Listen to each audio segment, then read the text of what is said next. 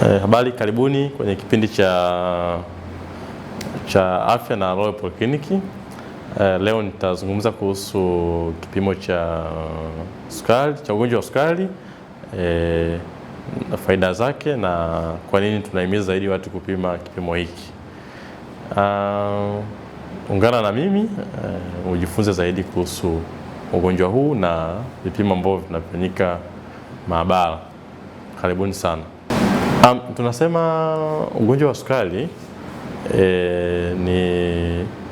ni ugonjwa ambao tunaona kiwango cha sukari kinakuwa kikubwa zaidi ya kile ambacho ni normal range kwenye damu, kwamba sukari, kila mtu sukari anayo.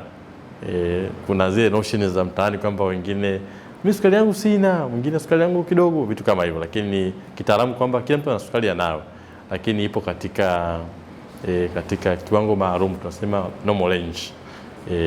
Sasa inakuwa ni ugonjwa sasa baada ya hiyo normal range kuvuka. Tunasema sasa huyu mtu tayari ni mgonjwa wa kisukari.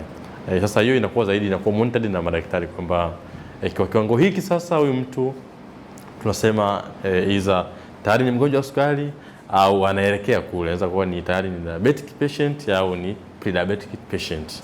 Kwa hiyo baada ya kuwa umeshazungumza na daktari, ndio ata verify sasa kwamba kwa dalili hizi huyu mtu atakuwa na ugonjwa wa sukari au anakuwa na dalili za sukari za mwanzo. Yote haya sasa tunayathibitisha tunapokuja maabara. Sasa tunapopima kipimo hiki tunajua sasa kwamba hii ni sukari tayari imeshaanza au ni dalili tayari za sukari. Kwa maabara tunasema tunapima kipimo hiki kutokana na dalili za mtu husika. Mara nyingi tunapima tunasema kipimo cha random blood glucose RBG, tunapima fasting blood glucose na postprandial. Na wakati mwingine pia nitaeleza kuhusu kipimo cha miezi mitatu tunaita HbA1c.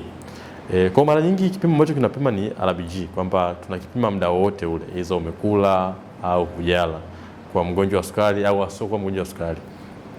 Cha fasting blood glucose kama jina linavyojieleza fasting, kwa hiyo tunakipima kipimo hicho mtu akiwa amefunga, amefasti angalau kuanzia masaa 8 mpaka 12. Kwa kama mtu amekula usiku saa 4, asubuhi akija kuanzia saa 1 saa 2 anaweza kupima kipimo hiki tukikita kama fasting, kwamba hajala kuanzia masaa 8. Random blood glucose ni kipimo tunafanya maabara pia. Hiki tunakipima muda wote ule, aidha umekula au hujala. Postprandial ni kipimo hiki pia tunapima maabara. Tunapima tukiwa tunajaribu, daktari zaidi anataka kujua kumonitor sukari ya mtu baada ya masaa 2 akishakula kiasi fulani cha glucose. Nataka kujua hii tunafanya, tunaita postprandial. Lakini pia kuna kipimo kizuri zaidi tunafanya HbA1c.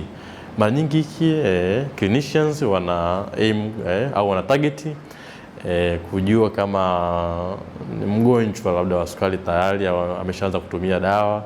Sasa wanataka kufanya monitoring ya progress za dawa alizotumia ndani ya miezi mitatu, sukari yake ikoje, au hata kama mtu ambaye hajaanza kutumia dawa hizi, tunataka tuone labda umeambiwa baada ya miezi mitatu kwamba unapima leo labda sukari yako iko normal range au kidogo inaenda katika hizo dalili mbaya.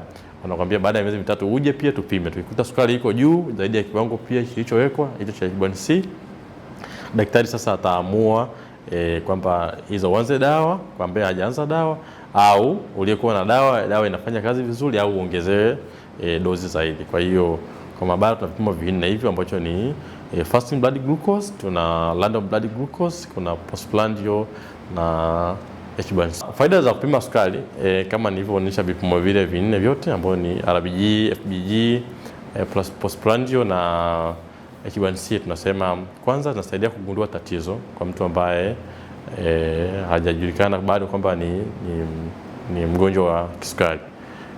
Kwamba mara nyingi tumekuwa na zile dalili kuu tatu ambazo tunasema ni kiu sana, njaa kali na kukojoa mara kwa mara, hasa usiku, hasa wakati wa usiku. tunasema mtu anaweza kuwa hana hizo dalili au hajaanza kupata hizo dalili, lakini tayari yuko katika hatari ya ugonjwa huu. Kwa hiyo faida ya kwanza ya kipimo hiki, tunagundua tatizo kwamba tayari huyo mtu ni mgonjwa au sio mgonjwa. Haijalishi umri. Sukari ilikuwa ni notion ya zamani kwamba sukari wanapata matajiri zaidi au watu wazee. Siku hizi sukari ni ya kila mtu, maskini, tajiri, wa kike, wa kiume, watoto wadogo, watu wazima. Kwa hiyo sukari ni ugonjwa, kwa sababu ni ugonjwa zaidi wa mtindo wa maisha. Kwa hiyo unampata yote yule, mtoto mdogo, mtu mzima au hata mzee. Kwa hiyo faida ya kwanza ni kugundua tatizo kwa ambaye bado hajagundulika. Tatizo la pili, inasaidia pia sasa baada ya kugundulika kubadilisha mfumo wa maisha. Unaweza kugundulika katika stage ya mwanzo kabisa ambayo huhitaji matibabu ya kitaalamu, unahitaji tu ushauri na kubadilisha lishe. Hiyo ni faida ya pili. Faida ya tatu pia, tunajaribu kuzuia madhara ya sukari. Mfano katika tunaona madhara ya sukari pia kitaalamu yanatokea zaidi, utapata shida kama pressure ikiongezeka, pia utapata shida ya moyo, figo pia zitaharibika. Kwa hiyo kupima sukari mapema, kujigundua pia kunasaidia kujiepusha na matatizo hayo. Faida ya nne, tunasema pia inatusaidia kumanage au kuwasaidia watu ambao tayari wameshagundulika kwamba wana tatizo hilo la sukari. Sasa tuna monitor kiasi gani ili waweze kuwa na lifestyle ambayo ni nzuri na ambayo itaendana na ugonjwa huu. Kwa hiyo ndio ujumla wa ugonjwa huu wa sukari, vipimo vyake na faida zake. Niwakaribishe tu hapa Royal Polyclinic. Tunapima vipimo hivyo muda wote, tuko masaa 24. Kwa hiyo whenever au wakati wote ule ambao unapata wasaa kuja kupima, aidha huna dalili hizo nilizozitaja au dalili zimeshaanza tayari, njoo kituoni, utaonana na madaktari, watakuandikia kipimo husika, utapima, utatambua afya yako, aidha utagundua kama sukari huna au unayo tayari, utajua namna gani ya kuishi, kuzingatia lishe zaidi. Namna ya tatu pia utakinga magonjwa kama ya figo na moyo. Na faida ya nne pia, kwa mtu ambaye tayari anajulikana na sukari, atasaidia pia kufanya management na aweze kukaa vizuri zaidi. Kwa yote haya na vipimo na huduma hizi za kiafya, tunapatikana hapa Royal Polyclinic. Tupo kituo cha Msaada Garage Ilala Bungoni. Kwa hiyo usisite kuja muda wote. Kwa video hizi na video zingine endelevu za afya na Royal Polyclinic, usisahau kulike, kucomment, kusubscribe na kugusa alama ya kengele ili uweze kupata video hizi nzuri endelevu kuhusu afya na Royal Polyclinic. Karibuni sana.